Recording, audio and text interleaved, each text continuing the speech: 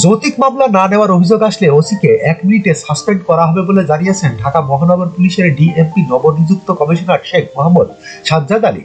সোমবার 25 November DMP সদর দপ্তরে অটো রিকশা, অটো ভ্যান ও ইজি বাইক চালকদের সঙ্গে বৈঠকে তিনি এই হুঁশিয়ারি দেন। বৈঠকে একজন রিকশা চালক বলেন, আমাকে কামরাঙ্গীরচর এলাকায় রোববার মারধর করা হয়। এমন অভিযোগে ডিএমপি কমিশনার বলেন, আপনি মামলা করেননি কেন? মামলার যোগ্য হলে অবশ্যই ওসিকে মামলা নিতে হবে। মামলা না নিলে সেই থানার ওসিকে 1 মিনিটে সাসপেন্ড করা হবে। চাঁদাবাজির বিষয়ে সাজ্জাদ আলী বলেন, গরিবদের কষ্টে আর্জিত অর্থ কেউ নিতে পারবে না। রিকশা ভ্যানে কোনো চাঁদাবাজি হবে না। কোনো পুলিশ চাঁদাবাজির সঙ্গে জড়িত থাকলে রক্ষা নেই। গরিবের কষ্টার্জিত টাকা কেউ দিলেই ব্যবস্থা নেওয়া হবে।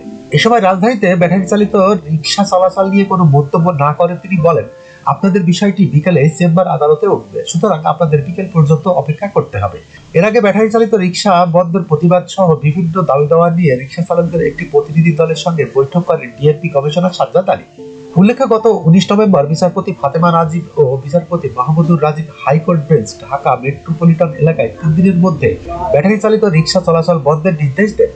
হাইকোর্টের আদেশের পরদিন থেকে রাজধানীর বিভিন্ন এলাকায় বিক্ষোভ করছে ব্যাটারি চালিত রিকশা চালকেরা। যখনকার খবর তখনই দেখতে চোখ রাখুন সুন 24 টিভিতে। চ্যানেলটি সাবস্ক্রাইব করুন।